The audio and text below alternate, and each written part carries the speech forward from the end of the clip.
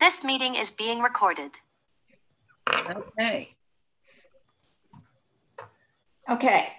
There are two things that I want to talk about, and one of them kind of leads into something that Nellie's going to talk about. The first one is called the Barnabas Project. And this is under E&E, Education and Enrichment. It's a new program that we're going to be involved in. And it matches up adults in our church with college age kids, and this can be undergrad or graduate students, and also tech school students. It matches them up using sort of a secret pal sort of system. It's a long distance relationship, and it's designed to encourage the students, to remind them about that we're their church and we're back here supporting them and we care about them, just to keep that connection going.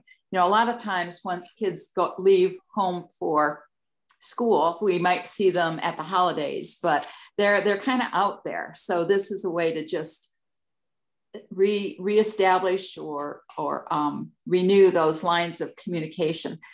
So the way it's called the Barnabas Project, after Joseph, a Levite from Cyprus, whom the apostles called Barnabas, which means son of encouragement.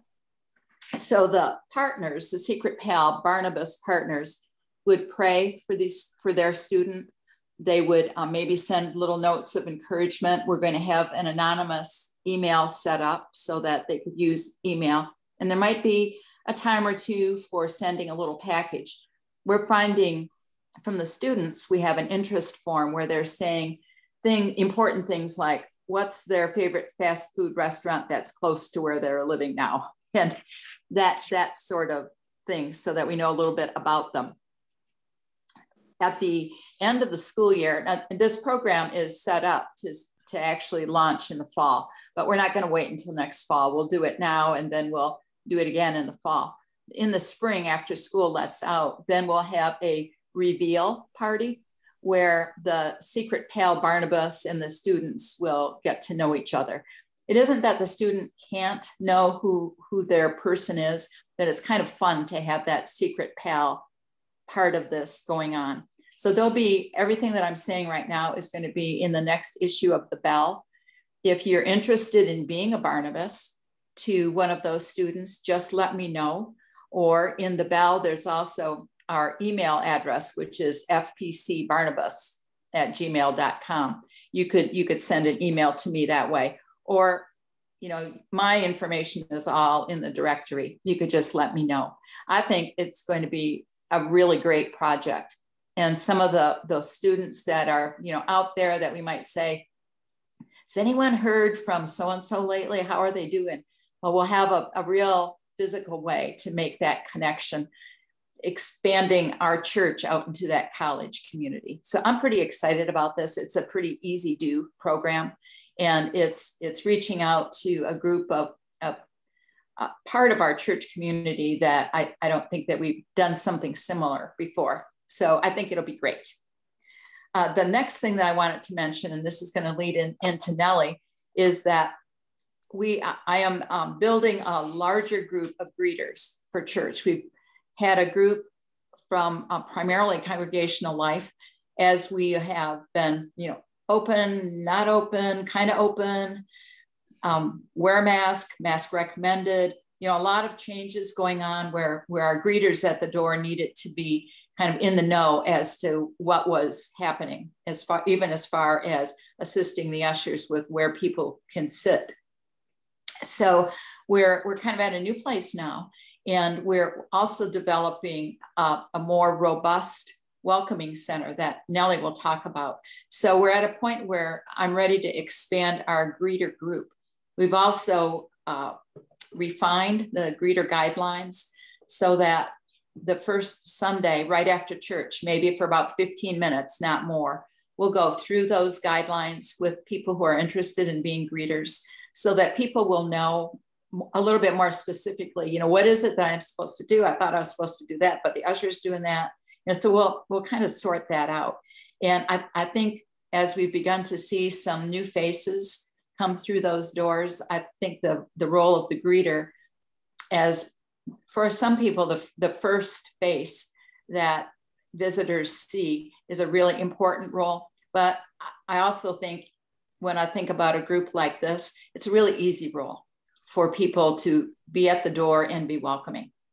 So if anyone is interested in being a greeter, whether or not, if you have been actively involved in the past couple of months, I don't need to hear from you. But if you haven't been and would like to be a greeter, let me know. My goal is that no one would have to be a greeter more than once every 6 weeks or so. And we do have greeters both at the Main Street door and the side door. And I'll be asking people what their preference is. So if you have an interest, let me know about that. And let me segue to you, Nellie, to talk a little bit more about the Welcoming Center and the FPC huddles. Okay.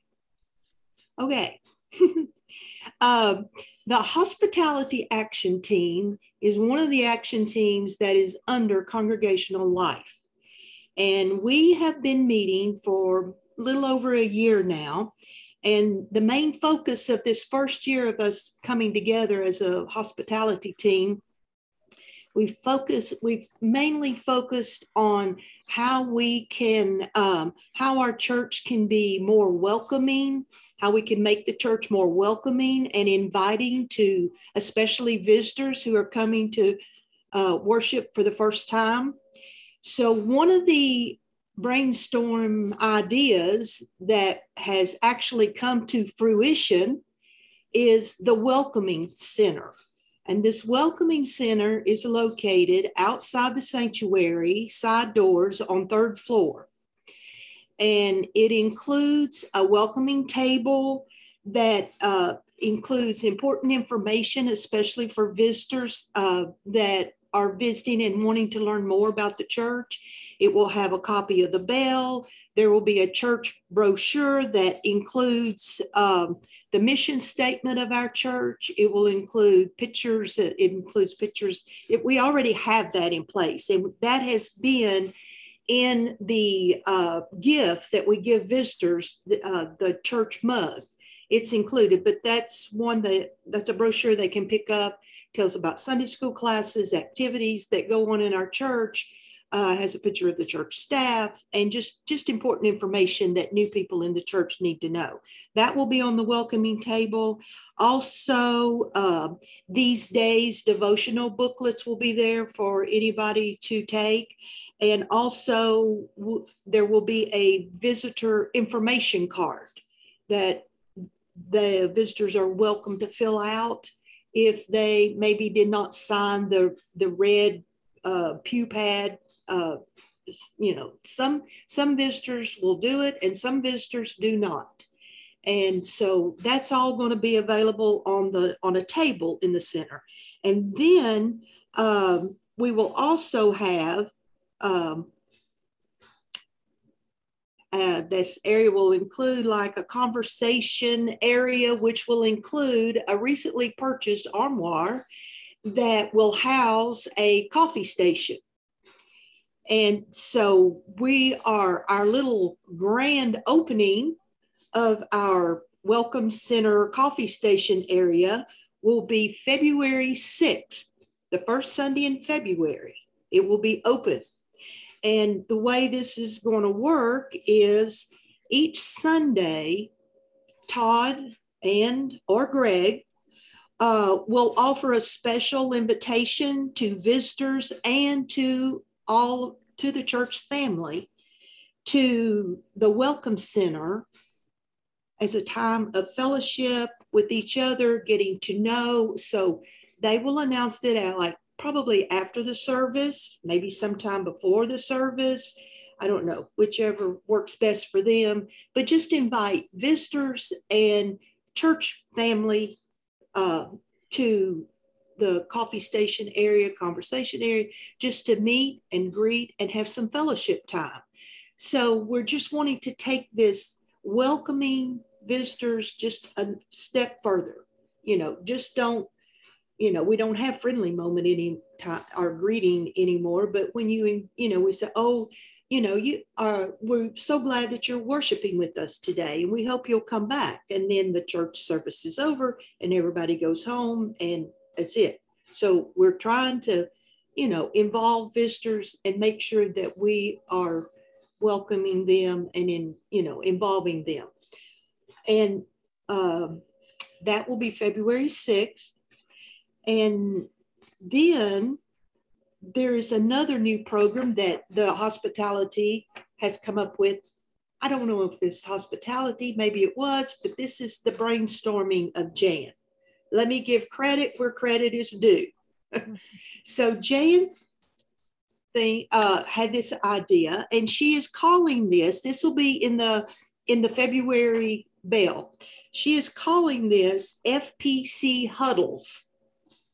And it's a new program, and it's for visitors. It includes new members, or it can include just anyone who might be interested in learning a little bit more about our church.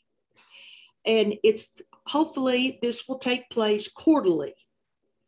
And this will begin in March 6th, for 4 Sundays in March.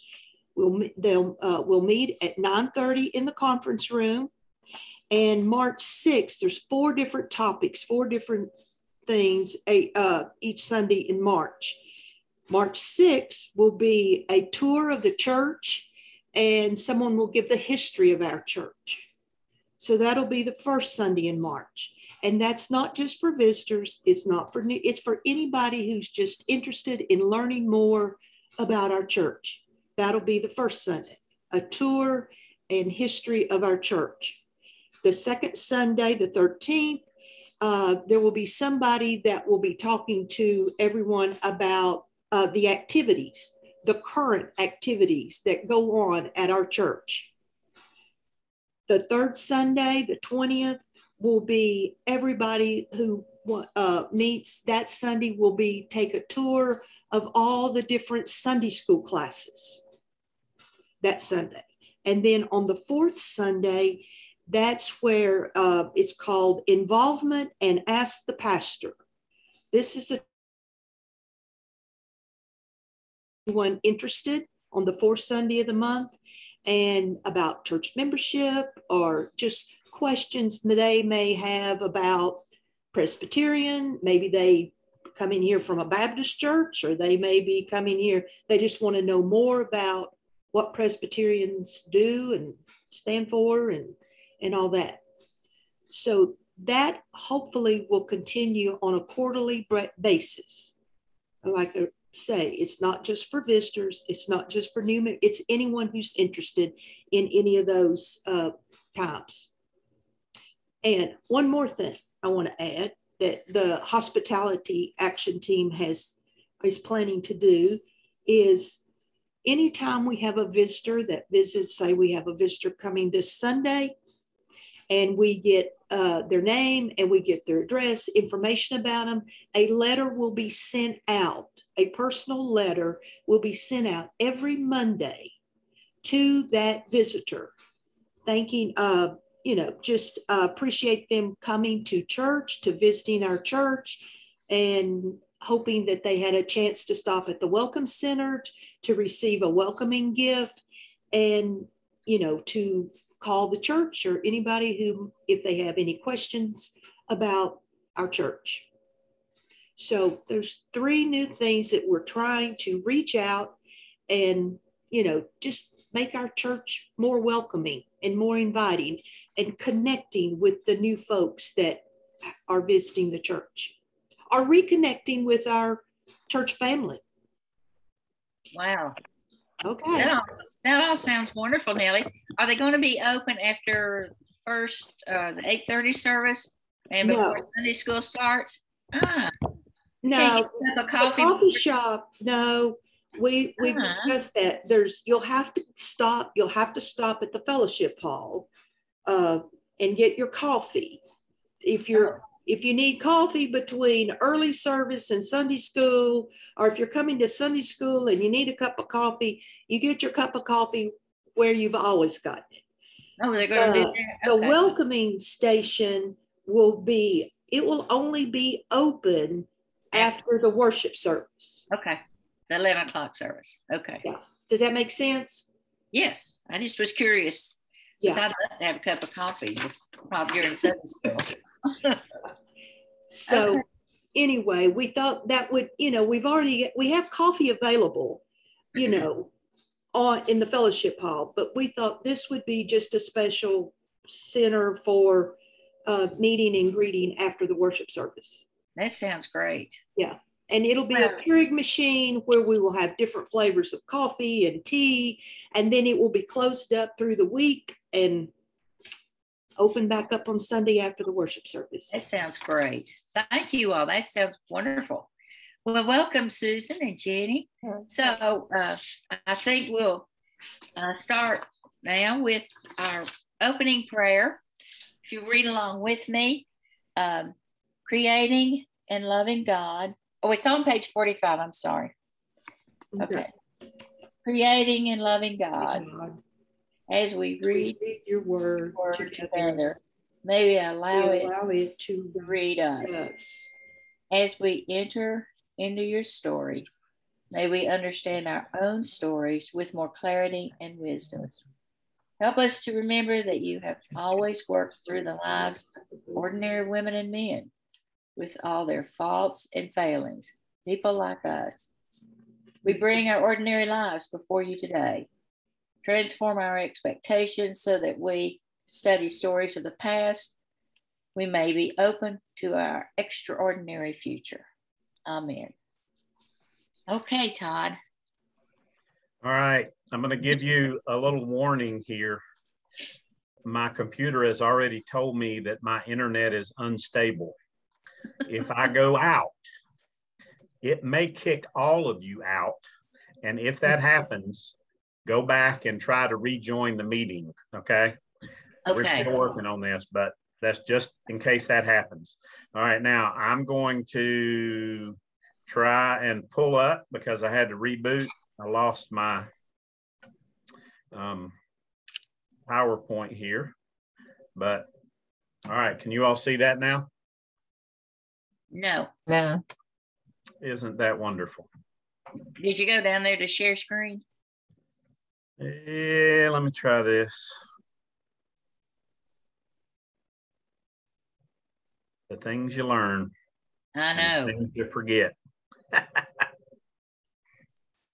Now let's try it. Oh, wow. Okay. How about this? That we see. Amazing. Okay. So we're on lesson 5, which is the second lesson about Ruth. And I want to go back to our opening prayer because if I'm remembering correctly, this is basically the same prayer we've used every month this year. And I love parts of it. I want to call your attention to it because I always think of that when I read them and then when I hear us read it. A few words, about 4 different lines. Allow your word to read us is basically what it says. And I have to say that I have had many times in my life when I felt like God was reading me. So I don't know about you, but that's been a powerful part of my life.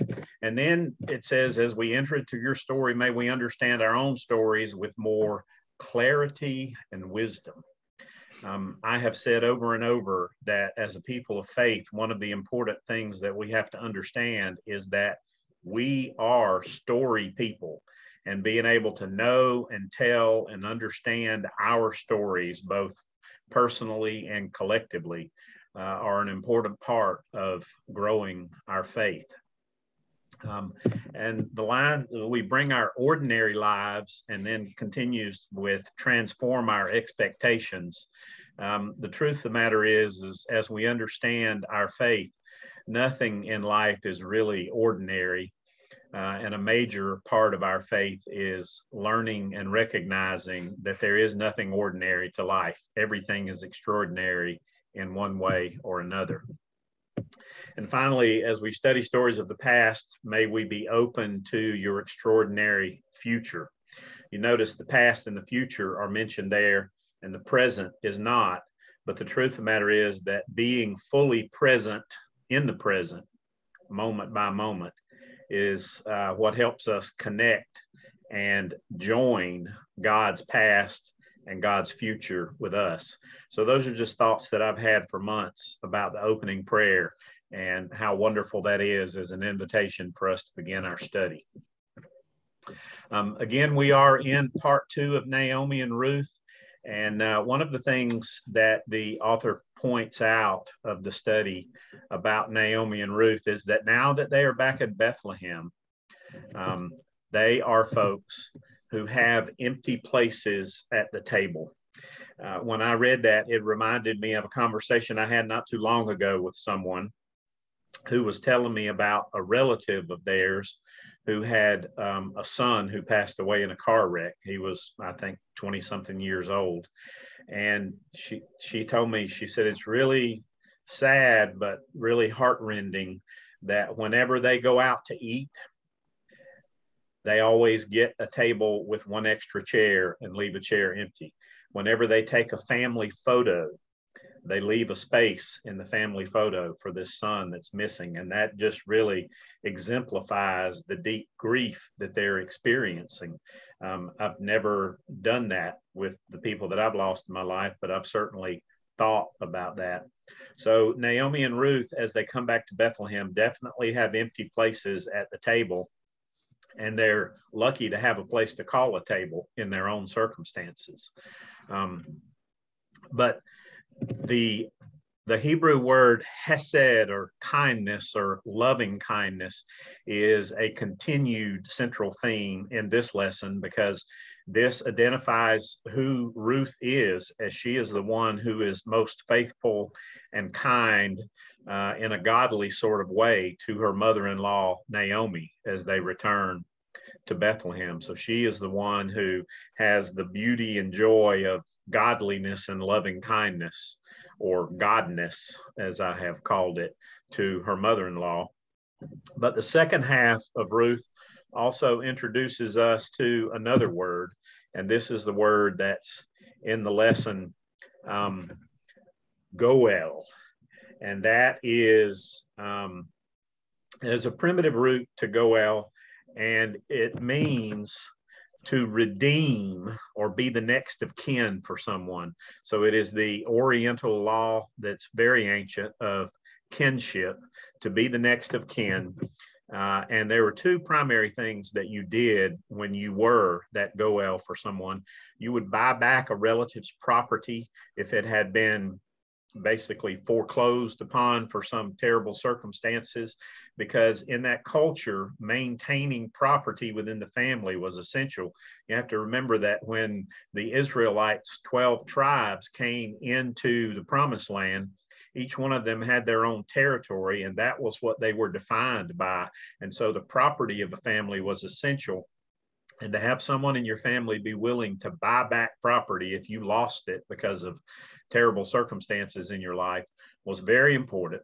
And then the part which also applies here to Ruth, which we experienced back a few months ago when we studied Tamar, is that if a woman has her husband pass away before she is able to give birth to a son that will be the continuation of the family line, then the next relative in line is charged with marrying her and helping her to provide a son.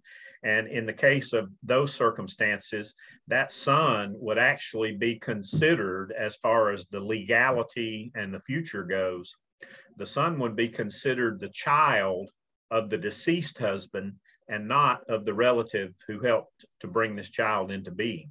That's how important the connection to the family line was. So this is the term that we're being introduced to in chapter 3 and 4 of Ruth. So this is someone who basically ransoms someone who has been taken hostage by their circumstances. And the word redeemer is an important one, as somehow it is translated for goel sometimes. So I wonder if there are any particular images that come to mind for you about the word redeem or redeemer, because when I heard that, there was one particular image that came to mind, and it is an image from my childhood what my mother did. This look familiar to anybody?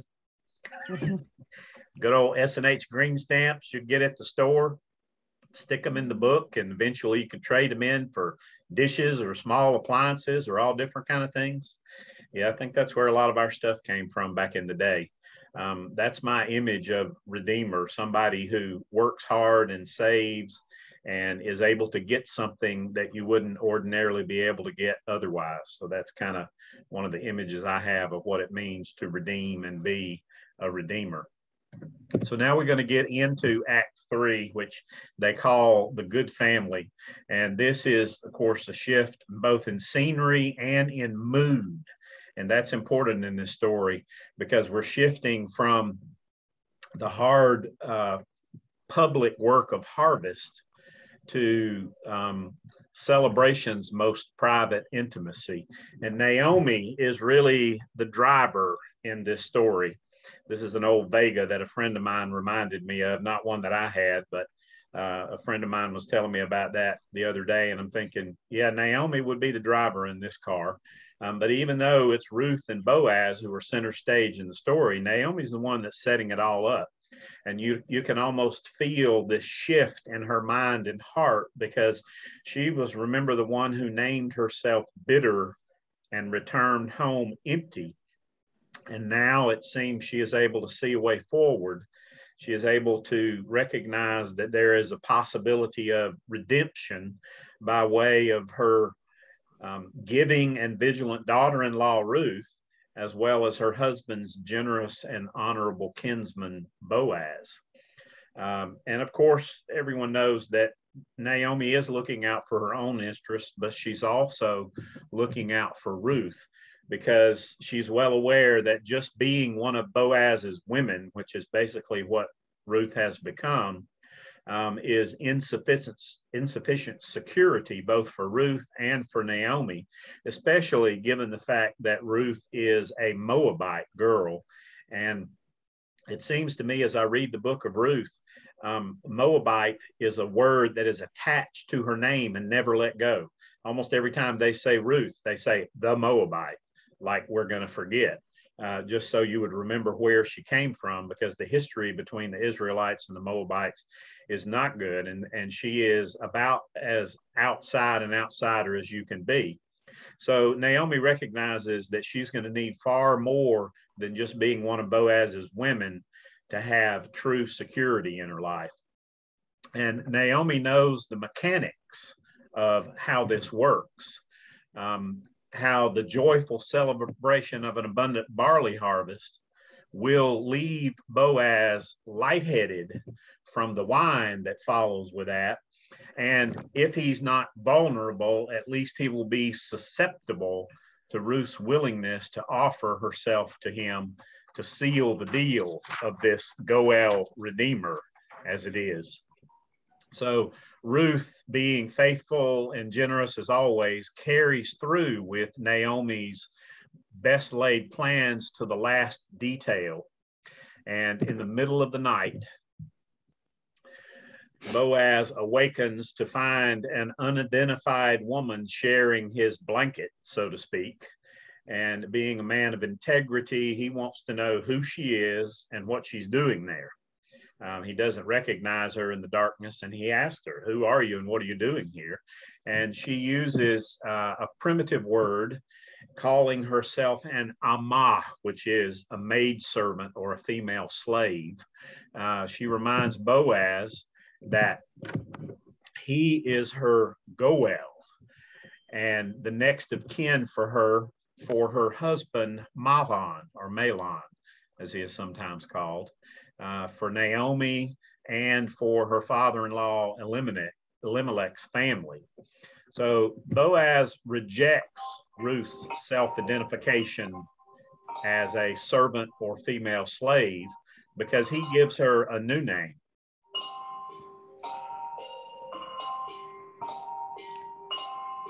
That must be Boaz calling.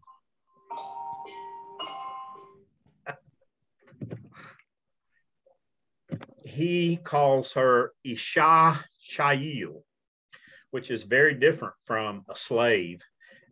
he calls her a woman of great worth. Actually, Isha Chayil is a very powerful description of a woman, because her steadfast love is what he's describing in this woman of great worth. And the word Isha is first given to us in the creation story in Genesis, when the woman is created. You remember, perhaps, well, you don't remember the Hebrew, but the Hebrew word for the man in the creation story is Adam, which means dirt, because he was formed from the dirt. But the woman's name, as she is created, is Isha, because she is the one who stands with him. So Boaz gives her an entirely different name, and tells her that she has great worth. But as the infomercial says, but wait, there's more. Unfortunately, this more is not good. Boaz knows that he is not the primary Goel in this circumstance. That is, there is another man in the family line whose place in the family tree gives him right of first refusal to act as the Goel for Elimelech's family. And that doesn't sound good. There's surely a great surprise and suspense after Ruth returned to Naomi at the end of that night, and they waited to hear the outcome of Boaz's parsing of the footnotes of the law, that is, making sure that everything is done by the law in the right of responsibility for redemption. And that is where in the story we bring on the city gate. The city gate is where things get sorted out, because that is the place where people gather, and they didn't have a courthouse. So when people were gathered around the city gate and two people conducted business with one another, whatever it is that they said to each other and agreed would be overheard by those who were gathered. And those folks would essentially be the witnesses if there were some contradictions in the future about what had been agreed upon. So enter the story's next coincidence, or as one of my friends said, it's not a coincidence, it's a God incidence. This is the plan, because guess what?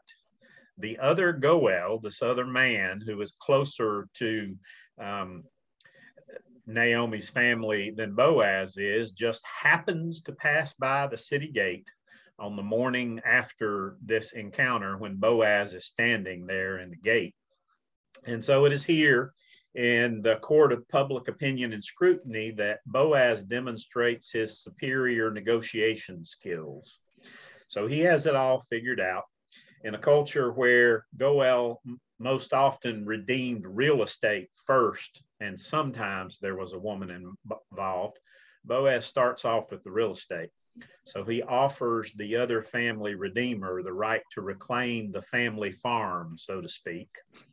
Naomi's husband has a plot of land that can be redeemed, probably for a fraction of its actual worth. And he says to him essentially, do you want to buy it so you can keep it in our family? And the answer he receives is, why, yes, I believe I do. And then Boaz springs part two on him. He says, oh yeah, there's a daughter-in-law, a Moabite woman, that comes with the deal, and it's a package deal. And she needs a son to continue the family line. Well, that changes everything, at least for the first string redeemer. He realizes that while buying the property on the cheap will increase his portfolio, bringing Ruth, the Moabite woman, into the picture would surely diminish his portfolio. And therefore he declines right there at the city gate in front of God and everybody to be the Goel that he was asked to be. When I read that part, the first time I read the story, I felt a lot better about what was going to happen, because now Boaz has done a good deed and he really is a true Goel. So then Boaz and this nameless non-Goel seal the deal with his sandal. Since the civil position of notary public was still quite a few centuries from being invented, the way that deals were sealed was that the purchaser would hand a sandal to the one who was purchasing it so that everybody there at the gate could see that the deal had been sealed. But the irony of this part of the story is that by refusing to redeem Elimelech's property and family because he didn't want to compromise his own part of the family name, this person becomes a nameless nobody who has been utterly forgotten. We're not even told his name. And after this part of the story, most people don't care what his name was. So I keep thinking the name I thought of was Shoeless Joe Jackson. Well, this is Shoeless John Doe here, who now becomes a nobody in the story. And here's the amazing part of the story is that the local witnesses who are there at the gate sang an amazing song and a benediction to this whole deal. And in that song, they bring in the name of some of Israel's most revered women, including Rachel and Leah, whom I believe, I didn't research it, but I believe those are considered the mothers of the 12 tribes of Israel, as well as Tamar, which we met a few months ago. And they bring all of those in as a benediction saying, you know, Boaz, you the Goel have been blessed, and may God bless you in the same way that all of these women that we sing about have been blessed. And the amazing grace of the story's conclusion is that Ruth and Boaz do have a son, and they name him Obed, which means servant. Just in case anyone was confused, the author of the story then interjects basically a 23andMe commercial of sorts, reminding us of this royal bloodline that Ruth the Moabite enters and continues. Because yes, Obed will become King David's grandfather. And that is how Ruth gets into the line and how she's mentioned in Matthew's genealogy. And now I want you to think, can't you just see Naomi's face and whole being lighting up when this grandson of hers is laid in her lap for the first time? I sure can. And finally, don't miss the irony that though Boaz's official redemption is supposed to produce a child who will be known as Mahlon's son, Ruth's first husband, the author of both Ruth and Matthew break tradition and include Boaz, not Mahlon, in their genealogies. So Boaz is brought into the picture for his gentle caringness also, and included in the genealogy. Last week, I saw a picture of a very young girl looking at one of the children's books that my kids had, a book about corduroy. I don't know if you remember any of the corduroy books. You might want to go back and look at them. But it reminded me of the joy that our children and I had reading those books when they were young. And it also made me think of a phrase that just came to mind, the fabric of love, and how it relates to the story of Ruth. So for our closing, I have written a responsive reading for us called Stay the Course. So let's read this responsibly. I'll read the first part of each slide that's in the italics and ask you all to read the bold, and you can read it where you are muted or however you want to do that. It'll be on the screen for anybody who watches later to read, whether they can understand what we're saying or not. What is the fabric of love? Faith gives us courage to acknowledge and live a corduroy existence in a culture of sad.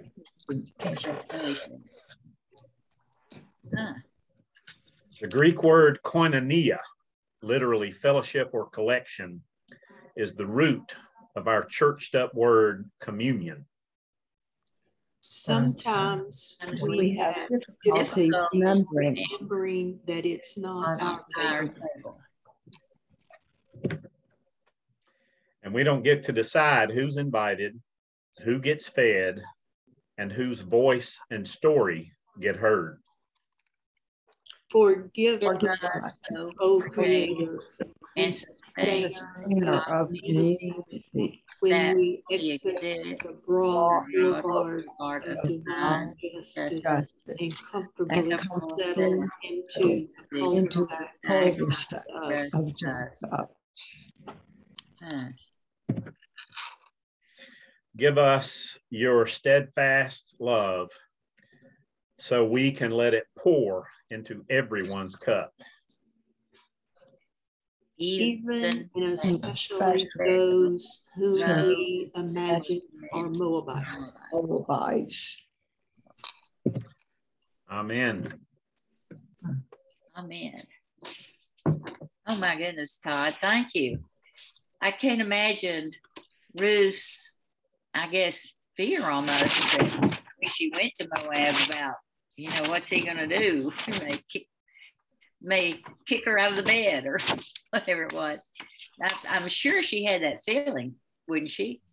That he may totally reject her, that might not work. Oh, well.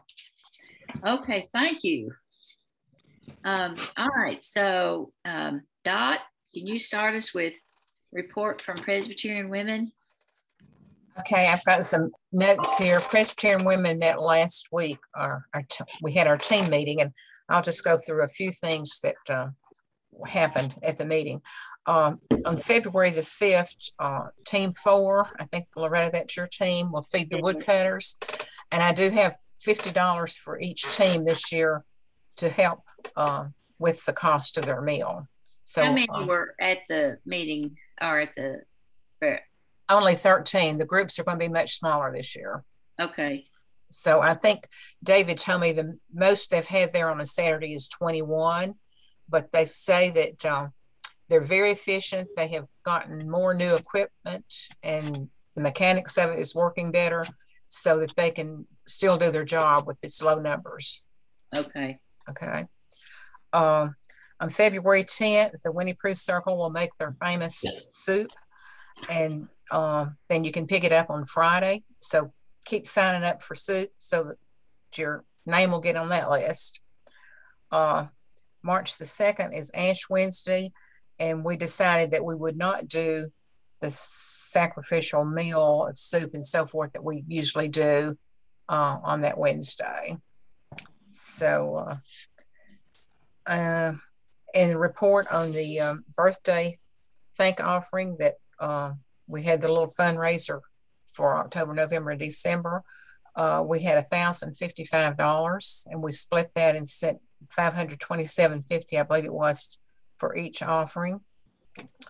Our Christmas families, we were able to give to 4 different families and spent over $1,300, and that's not counting the toys that went to some families that another couple bought. The Parlor Project, the carpet's now been removed, and we're talking to the young man that removed it to get him to repair or to bring the floor up to what it needs to be before we put a rug down there. Leanne's got the letter to the women ready to be mailed. In that, I won't go over treasurer's report because in that letter that you receive, you will get the year-end treasury report. So that'll give you all the detail of what we did this year.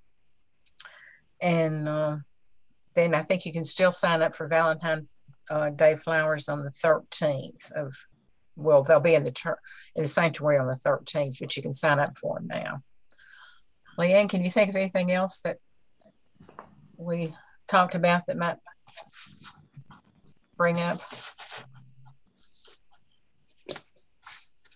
We have a new position. Okay, you can tell us what that is. Ruth's Blessings coordinator, and Jana Garner is filling that position. She's been doing it for quite some time, so we just made it legal. So thank you, Jama.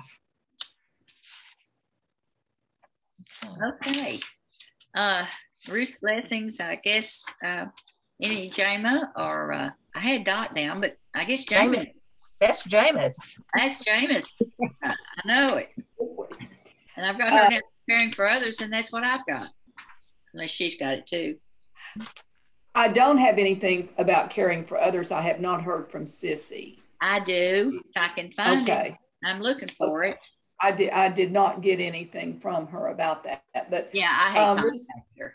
Ruth's blessings is going well, and we will make a trip. I think the youth will be involved in this trip to Plaza Towers somewhere near the end of January. We're still working out details on getting enough items on hand and when they will be delivered. Greg and I will talk about that when we know that we have all the items.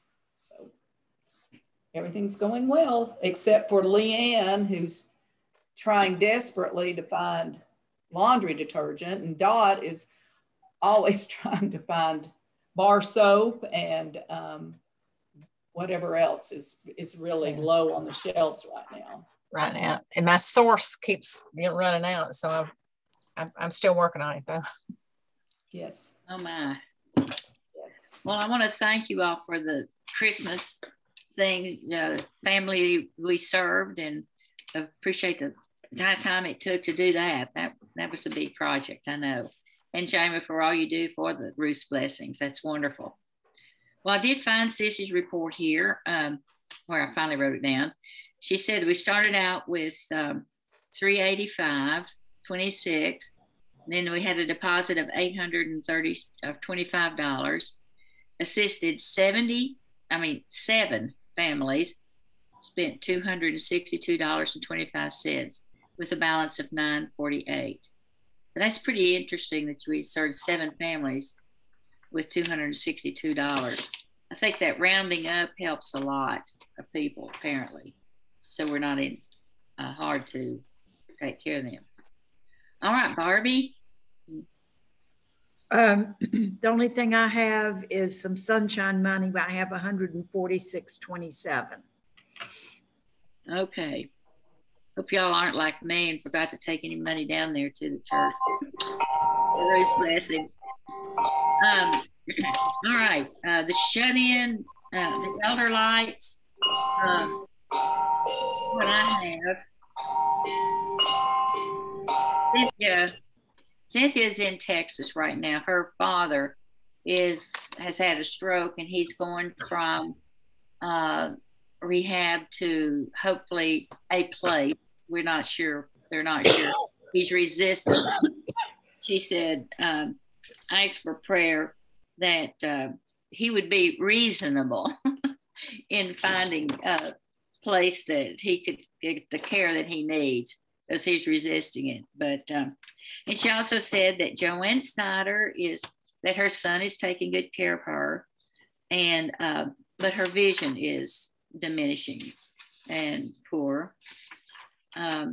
Let's see. And then I think you saw I went to Mary Bordenise, took her a little cake and grabbed Dora, and we went and sang happy birthday and wished her birthday a week after her birthday. I forgot, but I thought, well, better late than never. And but she's really pleased her. She says, now I want to be involved. I said, okay, we won't forget. But she's on my team, so every time I'll call her about the woodcutters, and she'll probably give me $5. And but she likes to know what's going on. Anybody have other reports about the elder lights that we need to know? Okay, Jan. Just one thing I'll mention. I was quick to grab Peggy and Sammy Fox and Dora from the elder lights list because I'm also their deacon. And I've done some special things for them, but I thought about it afterwards. I thought, well, shoot, I've just eliminated another person visiting them because I'm already doing that. Mm-hmm. So if somebody else would like to take them on as an elder light, I'll still keep doing what I'm doing, but I think that would just increase. And they love visitors. And Peggy's birthday is tomorrow. I saw her this morning. Okay. So how is he doing? Oh, I had a porch visit this morning, and we laughed about how Sammy wouldn't know that it was Peggy's birthday tomorrow, but we didn't talk about more specifics than that. Okay. Well, we don't want to forget them. They've been such faithful members. Anybody have anything else to say about anybody? I'd like to mention Bobby Wells and Carol too. You know, if you can send her or either one of them a card, it's becoming more and more difficult. Or he just mainly sits in the chair, and very hard for her to help out. He's much bigger than she is. I'm very concerned about them. The other person, not an elder life, I think most of you know about Sandra Britton.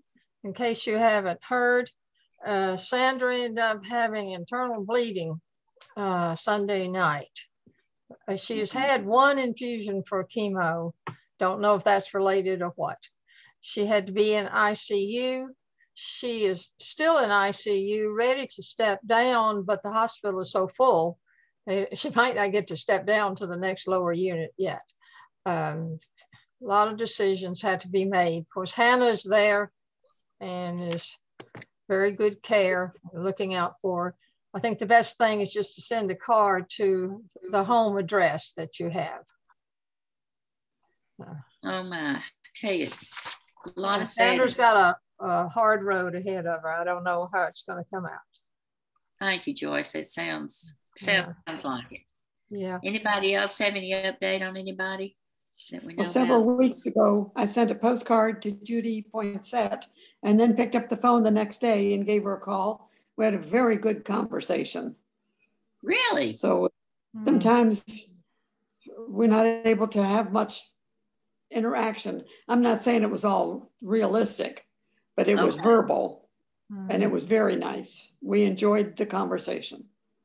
Oh, thank you. And I'll mention Judy niece. I went by to see her, and she's knocking along. She doesn't get out, but she's seems okay. You know, she's just staying in because she can't get the vaccination. So she just stays in except to go to the doctor. That's about it. And I'll mention, let's see, Nancy Thomas, I stopped by to see her when I was at Morning Point. And she's always happy to see anybody. Just remember her too when you're there. Okay. Loretta. Yes. I think that Jenkins lady has something to say. Okay, that Jenkins lady, Jenny, I'm sorry. Our middle child, Holly, as you may know, her due date for their first child is February 11th. But because of some of her health issues, number one being having one kidney, she has had some elevated blood pressures for the last week. And her specialist has been watching that. And that is the key to whether or not she's going to have to go early. So yesterday, they decided that better to go ahead and be safe than to wish they had, done something earlier. So she's going to be going to the hospital tonight and admitted at 12:01 a.m. So, to be in the whole 24-hour and be induced sometime. I suppose it'll start as soon as she gets there, and hopefully will be delivered before too terribly long.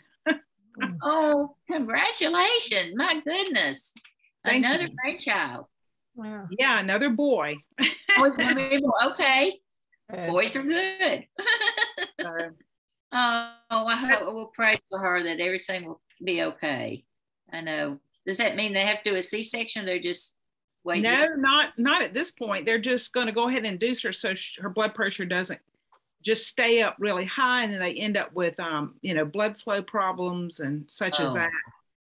With only 3 weeks to go, they basically have said he's grown, he's done all of his development that's needed, and he's just going to get bigger. And if their ultrasound estimates are right, which they may not be, he's already at 7 pounds. So oh wow. So, yeah, I think that was kind of concerning to her was, whoa, if we go another 3 weeks, because I believe her father-in-law, if he's not telling the tale, said he weighed 11 pounds. Ooh.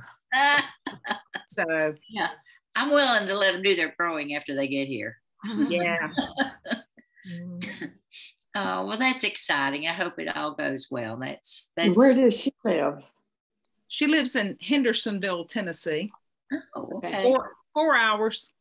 And her name is Holly? Holly. Holly, thank you. We'll put her on my prayer list too. Yeah. Holly Williams. I keep thinking it's Jenkins, but you know. I know. Okay. Our food bank need is pasta for this month. And I had down the hostess sign-up, but that was when I thought we would be meeting in person. So we'll take care of refreshments. Hopefully, February we will be able to meet in person. And I'll plan on Dot and Leanne, and I'll probably come up with something for us to snack on so we can get together. Okay. Anybody else have anything else? Okay, Joyce. I'd like to mention that something's for fun. That is, our church is sponsoring the women's basketball team at Tusculum. Oh. And a couple of events coming up. On Sunday afternoon, February 6th at 4, we'll gather at church to put together some goodie bags that we're going to give each of the 25 team members. We had a sign-up sheet, which most people already filled up the sign-up sheet of things we will put in the bag. We could still use some more donation towards some, we're going to get some Creamy Cup $5 gift cards for them. So if you want to donate a little money, you can let me or Pam Harley know towards those. It's been great, the sign-ups. So that on Sunday afternoon at 4, we get together. We're going to have some fun in addition to doing the bags and get together, get to know each other. That's for 1 hour, 4 o'clock to 5. And then on the 19th, we'll go to the ball game. Meet out at the college at 2. Or if you want to ride from church, let the office know. And we'll go to the game, sit together. We're going to make the sign and all that. So we're looking forward to those ways of sponsoring our girls basketball team at Tusculum. Hey, that's a great idea. So on the 6th, you're going to fix the little goodie bags and all. Yeah, church will gather at 4 o'clock for an hour. We're going to do some activity, have fun, and fix the bags and have refreshments. And we're going to pack the hour full. Okay, that's great. All right. Anything else? Well, I've got down, my team's doing the Woodcutters Lunch on the next Saturday the 4th. And don't forget our Wednesday night fellowship dinners. Oh my gosh, last night food was wonderful. And so you missed something if you weren't there. Next meeting will be February 17th, Thursday. Hopefully we'll try in person and Zoom. And anybody have anything else that we need to mention or talk about? Mm-hmm. Okay, well, let's look on page 50 for our closing prayer. Okay. God of the outsider, let me stand with Ruth when I sense my own difference or that of another. Help me to see through the closed shutters of preconceived ideas or of my own hopelessness to the small kindnesses of strangers. When I am stuck in my small world, let Ruth bring me to a wider space where I can see the worth of every person. Most of all, let me never underestimate the power of ordinary goodness. And let me live this in every ordinary moment. Amen. Amen. Well, that really speaks to us, doesn't it? Ordinary goodness. All right, the prayer request, we have, I added Dora. Jama, how is Mike doing?